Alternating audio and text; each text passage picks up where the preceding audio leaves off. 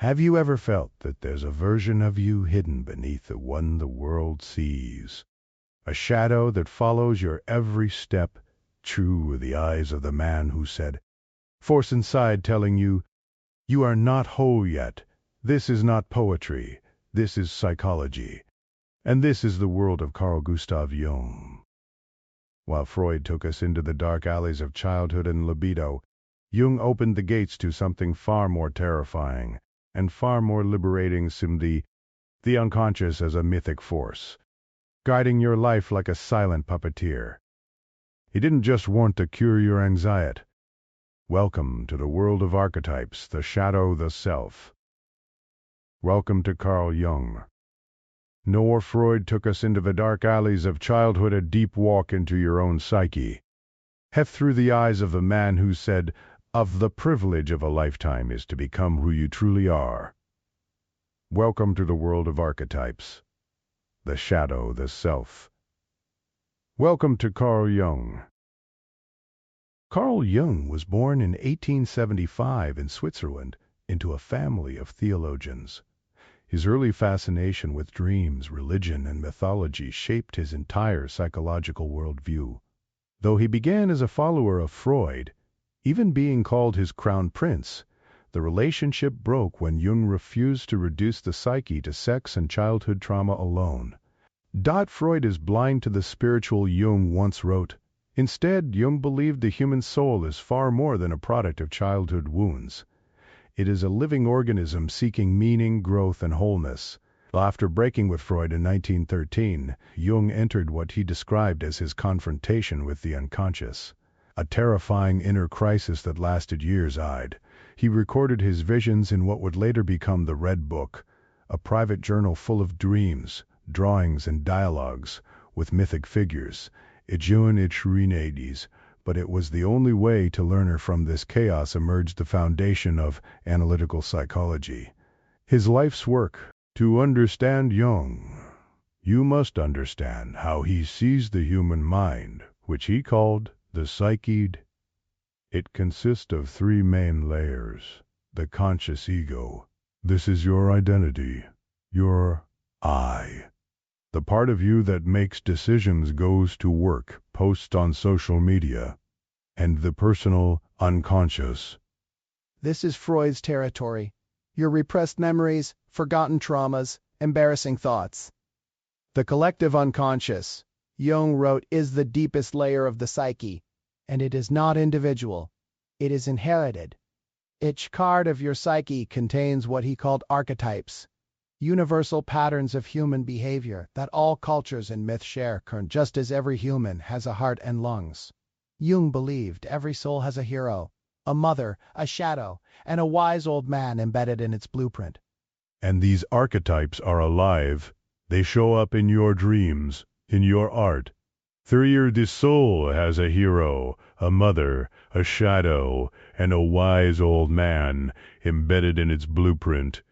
And these archetypes are alive. They show up in your dreams. In your art and the people you fall in love with or fear. They are symbols that speak in emotion, not logic. Jung named many archetypes, but let's look at the most important ones. Skira 1. The persona quo. This is the mask you wear to survive in society. It's not fake, but it's not the whole truth either. You play the good employee, the nice girl, the cool guy, But deep down, that's just one part of you. The selfishness, rage, lust, envy, all the things you hide, even from yourself. But Jung warns third, the shadow is 90% pure gold. Said why? Because the shadow contains energy, passion, power, creativity. Third, you cannot become whole by denying it, you must face it. Integrated, sexerne, is what one is not, but what one and others think one is. Jung matters too. The shadow is 90% pure gold. Chirai, because the shadow contains energy, passion, power, creativity. So you cannot become whole by denying it, but you must face it. Integrated, sex shadow contains energy, passion, power, creativity. Sid shadow contains energy, passion, pure gold shadow. Because the shadow contains energy, passion, power, creativity. Such it cannot become whole by denying it, or you must face it, integrate it, excordaneous, 90% sirs. Rage, lust, envy. The pine, the sorrow, the psyche, the canopus are all. Water, bine, bra, cru. The animus is the masculine within every woman when unbalanced. These inner figures distort our relationships. We project them onto lovers, idols, or enemies. But when integrated, they make us emotionally whole. The meeting of two personalities is like the contact of two chemical substances. If there is any reaction, both are transformed. Ob 4. The self-com this is not the ego this. The self is the totality, the center of the psyche that connects all opposites. It is your truest form, the you that could be if you integrated all your parts. To find it, you must go on a journey. All roads in Jungian psychology lead to one concept, individuation, the process of becoming your true self. But what does it really mean? It is not self-improvement. It's not building muscles or gaining followers. It's not about becoming perfect. It's about becoming whole. To individuate is to embrace your contradictions, to hold your light and your shadow together without denying either. It means facing your pain, understanding your patterns, questioning your values. It means becoming less of a mask and more of a soul. Jung compared it to a spiral, not a straight line. You don't move forward in life. You move inward, deeper. Again and again, like descending into a sacred cave. And inside that cave is not a monster. It is you. Dawn does not become enlightened by imagining figures of light, Jung wrote, but by making the darkness conscious. Tip. The journey is hard. You will lose friends. You will outgrow people, but in exchange you will find your center. The journey is hard. You center not become enlightened by imagining figures of light, Jung wrote, but by making the darkness conscious. The journey is hard. You will lose friends. You will outgrow people, but in exchange you will find your center. To Jung, dreams are not meaningless noise. They are messages from the unconscious. Written in the language of symbols, he would ask his patients not, "What happened in the dream?" but "How did it feel?" Because symbols don't follow logic, they follow emotion. A lion chasing you in a dream may not be a threat. It may be your own inner power you are running from. Dafka. House may not be just a building. It may represent your inner world. That a child may not be just a child. It may be the divine child archetype, the part of you full of new potential. To Jung's book, Man and His Symbols, explains how cultures across history, from ancient Egypt to modern movies, use the same images to express universal truths. Soft psyche speaks in images, Jung says, and when the symbols are denied, the soul suffers. This is why art heals and why myth resonates, why poetry can save your life, and they remind you of something the ego forgets, that you are not just flesh and memory. You are story, you are mystery, you are meaning. In a time of distractions, identities, algorithms, Jung reminds us that the most important journey is not outward but inward. He helps us understand midlife crises, not as breakdowns but breakthroughs. He gives us language to name what we feel but cannot explain. He offers tools to face anxiety, to confront meaninglessness, to decode love and grief. And most importantly, he shows us that your vision will become clear only when you can look into your own heart. Who looks outside dreams, who looks inside awakes. It's in a world obsessed with appearances. Jung invites you to look within, but to return to it, transformed. What if the self you're trying to become has been inside you all along, waiting, watching, whispering through dreams, through fear, through fascination? You don't need to become someone else. You need to remember who you are. That is the Jungian path. Not easy, but true. Choose not loud, but deep. And if this voice touched something inside you, and if a part of your soul stirred while listening, then don't let it fade. Subscribe to this channel and join us on this journey. In the next video, we'll dive into how to confront your shadow. Step by step, because the truth is you're not broken, you're just not whole yet. What happens when we don't face our unconscious? When we bury our shadow, ignore our dreams, silence our intuition, we don't become peaceful. We become predictable, controllable.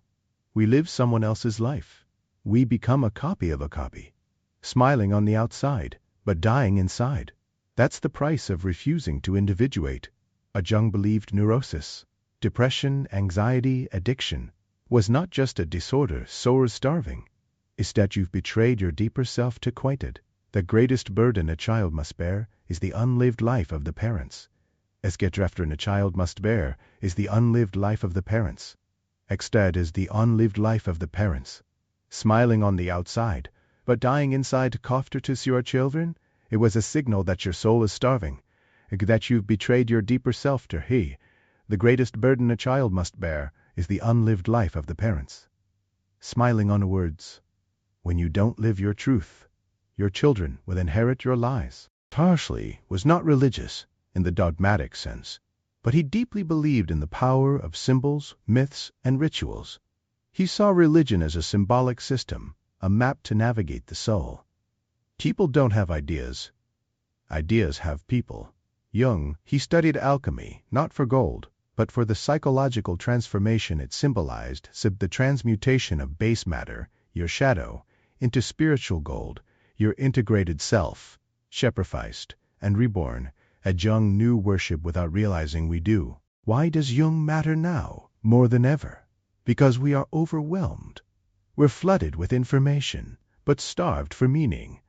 Social media is the new persona. Shadow is what we hide in filters. Collective unconscious becomes echo chambers. Jung gives us the tools to decode ourselves in the age of chaos. He helps artists reclaim their voice. He helps lovers see their projections. He helps leaders confront their blind spot. Jung is not just a theory. He is a mirror. If therapy is the modern church, Jung is the silent priest whispering from the dark up, go deeper. You are not your mask. Start small. Notice your reactions. When someone annoys you, pause.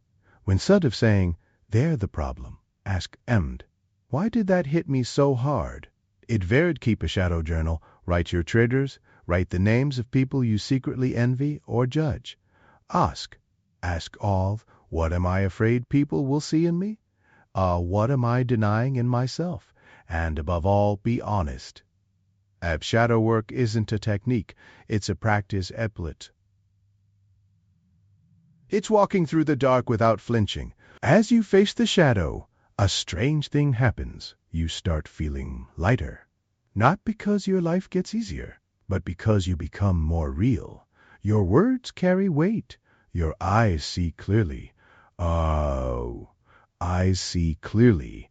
And you no longer chase validation. That's when you start to meet the self. It's not loud.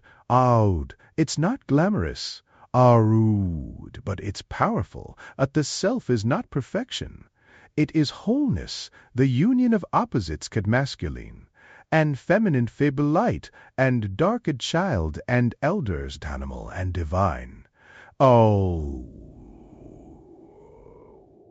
Find it when you've been broken, and chose to rebuild truthfully.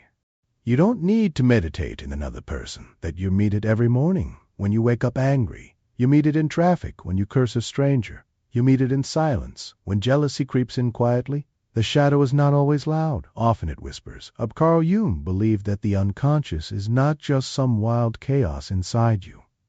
It's structured, it has form, it even has intention, but it operates through projection, which you resist, persists. What you deny in yourself appears in the world as fate.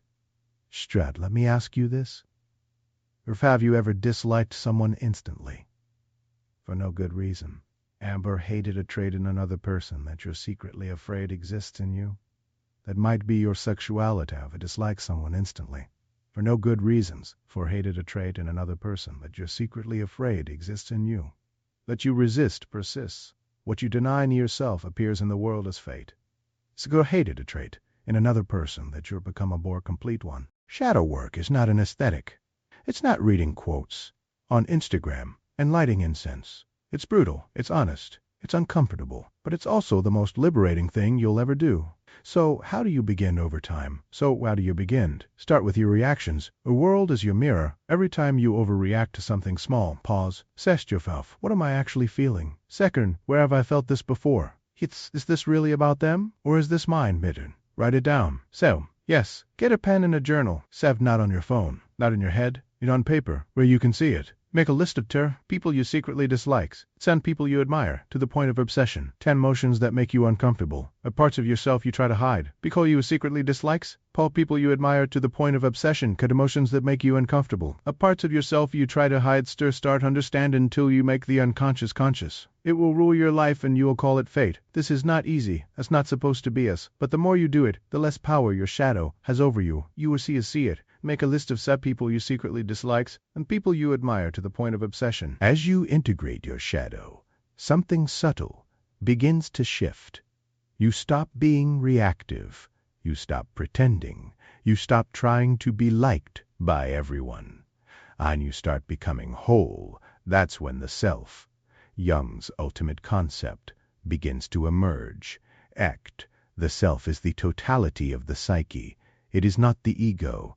It is the center, not the circumference. Imagine your ego as the captain of a ship, but the self is the entire ocean. The self is not one thing. It is the union of all things. It is male and female, they quote, and light reigned. It can't buy it. You earn it by facing what most people run from yourself. Inside your unconscious, there's a full cast of characters, some brave, some broken, some brilliant, some dangerous. Jung called them archetypes, psychological blueprints, universal patterns of behavior that appear in myths, religions, stories, and most importantly, in you are not one thing. You are a theater, a stage where many selves are fighting for your spotlight. Let's meet them in the hero, the part of you that wants to overcome, to fight for something greater, toem the karega. The part that nurtures, sacrifices, helps others in the rebel. The innocent, the creator, the ruler, the magician, the explorer, the everyman title. The most terrifying thing is to accept oneself completely. Jung quote, but here's the secret of every archetype you reject. Controls you from the dark. The archetype sacrifices, helps others. The rebel, the one who desires, connects and seeks intimacy. It's the inner wise one, seeking truth and insight. The jester, the trickster inside you, using humor to deflect or reveal. There are more. The innocent, the creator, the ruler, the magician, the explorer, the everyman tribe. And the most terrifying thing is to accept oneself completely. Jung Saviv. But here is the secret: every archetype you reject controls you from the dark. Every archetype you embrace adds to your power self completely. Jung Saviv. Here's the secret: every archetype you reject controls you from the dark. Zerfike saws. Into grabbing them, at towing which you is speaking, and when to let them speak. Archetypes don't just shape individuals, they shape civilizations. Every religion, every myth, every Marvel movie runs on archetypes. The hero's journey is Luke Skywalker, Moana, Frodo, Naruto. The trickster is Loki, Deadpool, the Joker.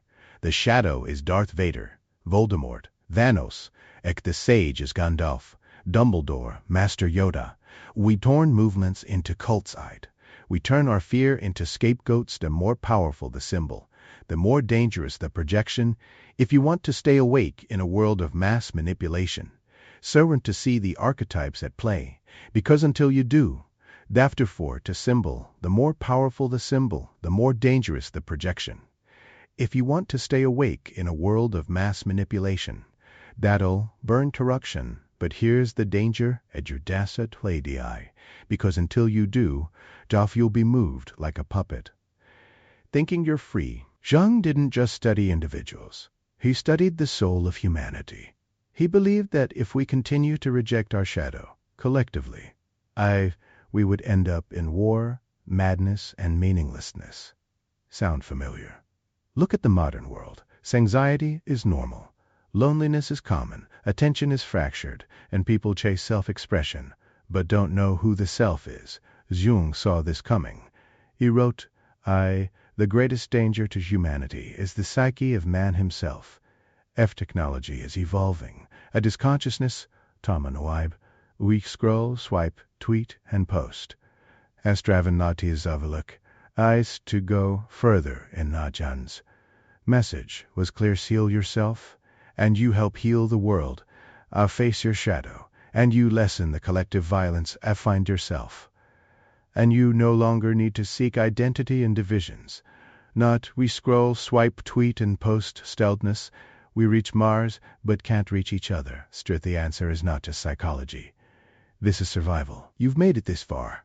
Through archetypes and shadows, masks and myths. Through light and into the depth. But this isn't the end. It's the beginning. It's the beginning. Because the real journey is not watching a video. It's what you do after it ends.